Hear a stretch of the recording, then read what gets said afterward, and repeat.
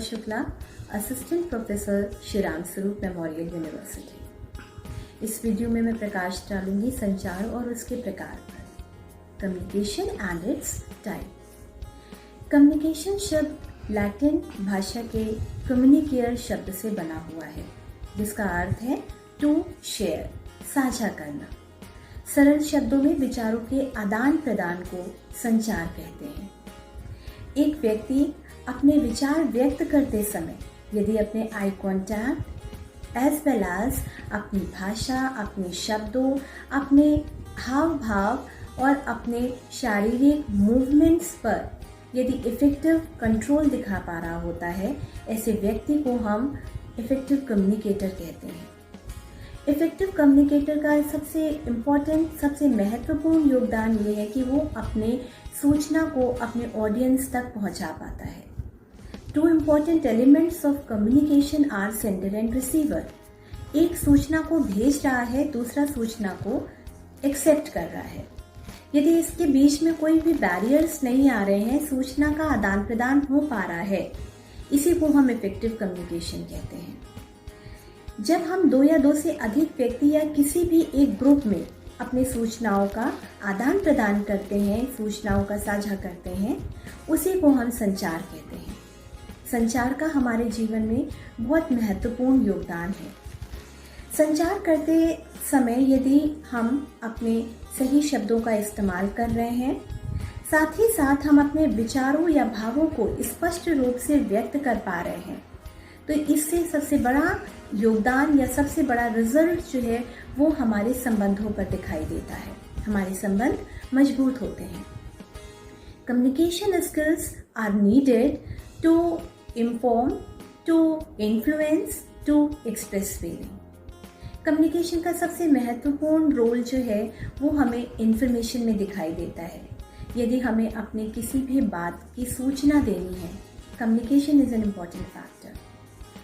Communication का दूसरा महत्वपूर्ण पहलू होता है इंफॉर्मेशन के साथ साथ दूसरे को इन्फ्लुएंस करना।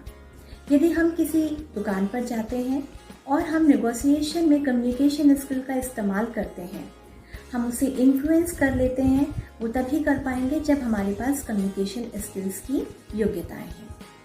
तीसरा है एक्सप्रेस फीलिंग। यदि हम अपने भावों को व्यक्त करना चाहते हैं, तो भावों को व्यक्त करने के लिए हमें कम्युनिकेशन का ही सहारा लेना होता है।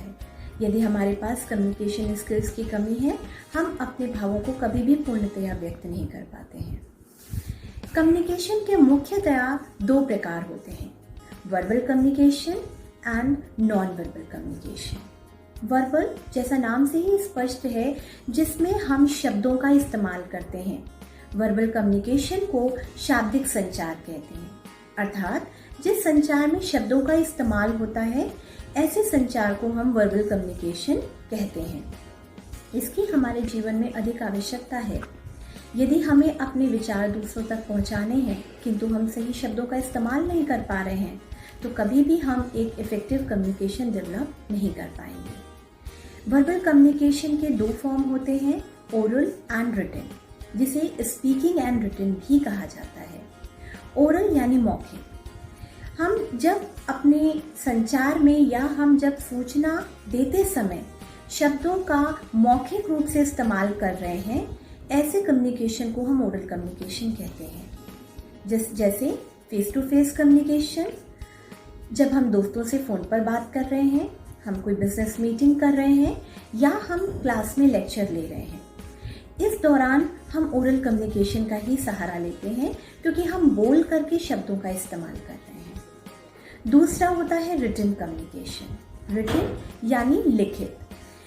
ऐसे संचार जिसमें हम सूचना को दूसरे तक पहुंचाने के लिए लिखित माध्यम का इस्तेमाल कर रहे होते हैं, जैसे writing letter, SMS, email, book article.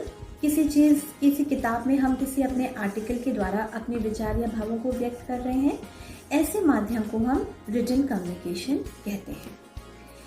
इन दोनों ही प्रकार के ओरल एंड रिटन कम्युनिकेशन जो हमारे वर्बल कम्युनिकेशन का पार्ट होते हैं, इन दोनों के ही अपने एडवांटेजेस एंड डिसएडवांटेजेस हैं।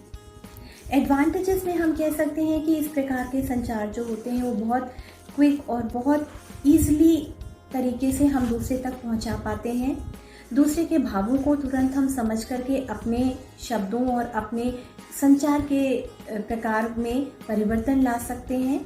लेकिन इसी के साथ साथ इस प्रकार के कम्युनिकेशन में कुछ डिसएडवांटेजेस भी हैं। जैसे कल्चरल डिफरेंसेस अगर सांस्कृतिक विभिन्नता है तो वर्बल कम्युनिकेशन में कभी कभी हम बैरियर का या बाधाओं का अनुभव करते हैं। यदि लैंग्वेज में डिफरेंसेस हैं या एक्सेंट में डिफरेंसेस हैं तब कभी कभी हमें वर्बल कम्युनिकेशन में बाधाओं का सामना करना पड़ता है। कई बार जब हम शब्दों का सही इस्तेमाल नहीं कर पाते हैं, जैसे किसी एक शब्द के अगर कई मायने हैं और उनका इस्तेमाल हमने स्पष्ट रूप से नहीं करा है तो भी वर्बल कम्युनिकेशन इनइफेक्टिव हो जाता है। वर्बल कम्युनिकेशन को इफेक्टिव बनाने के लिए हमें अपने शब्दों का इस्तेमाल, हमें अपनी भाषा का इस्तेमाल बहुत सुचारू रूप से करना पड़ता है। इनके द्वारा हम अपने वर्बल कम्युनिकेशन को इफेक्टिव बना सकते हैं।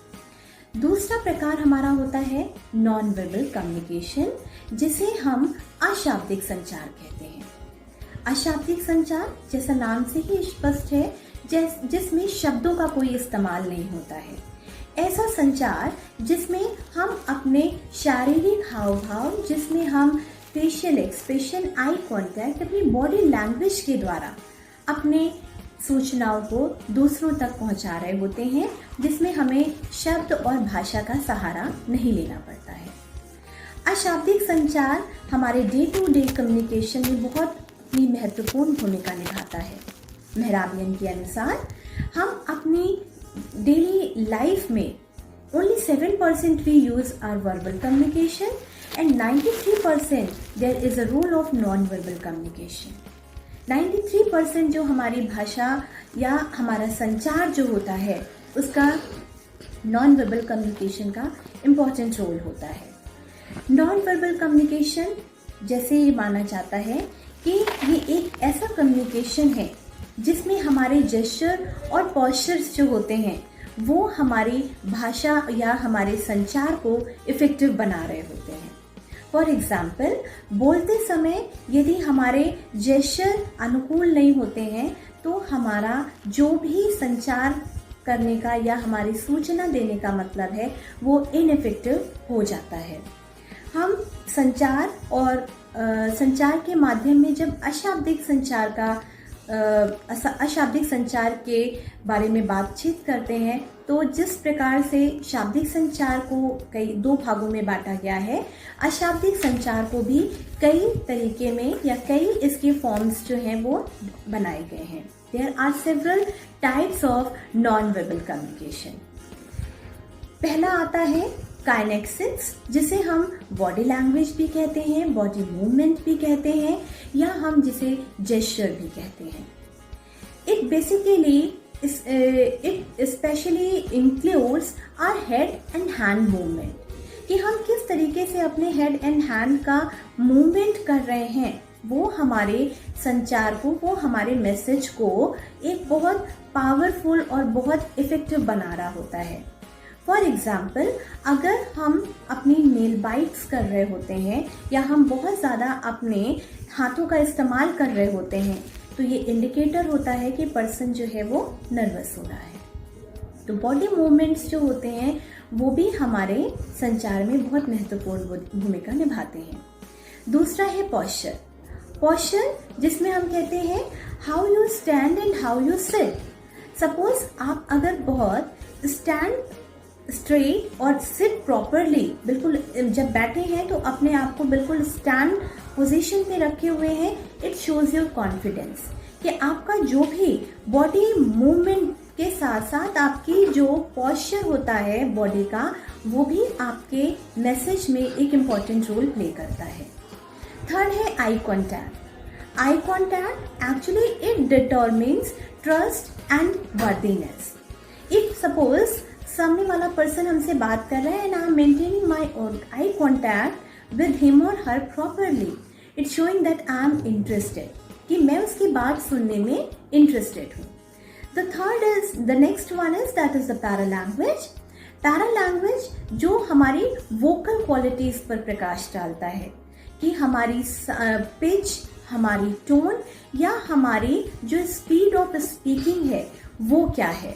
स्पीड ऑफ स्पीकिंग, अगर हम बहुत जल्दी में अपनी बात को कह रहे हैं तो it is showing that I am not very confident about my message. The next characteristics related to the closeness और अ पर्सनल स्पेस, जिसे हम प्रॉक्सिमिक्स कहते हैं।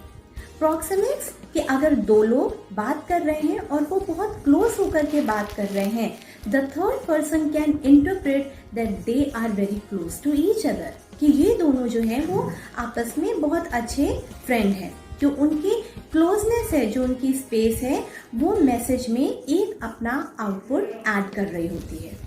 नेक्स्ट है फेशियल एक्सप्रेशन, कि हमारे चेहरे के क्या हाव भाव हैं। फेशियल एक्सप्रेशन जिसमें हम कहते हैं ब्लिंकिंग, फ्रॉनिंग एंड स्माइलिंग। अगर सपोज हम कोई मैसेज पढ़ रहे हैं और उसको पढ़ के हम अगर मुस्कुरा रहे हैं तो it is showing that I am very happy and I M agree with this message. अगर उसी जगह हमारे फ्रॉन्स आ रहे हैं तो वो स्पष्ट रूप से बता देते हैं फेशियल एक्सप्रेशन कि that I am not agree with this message. The next one is chronemics.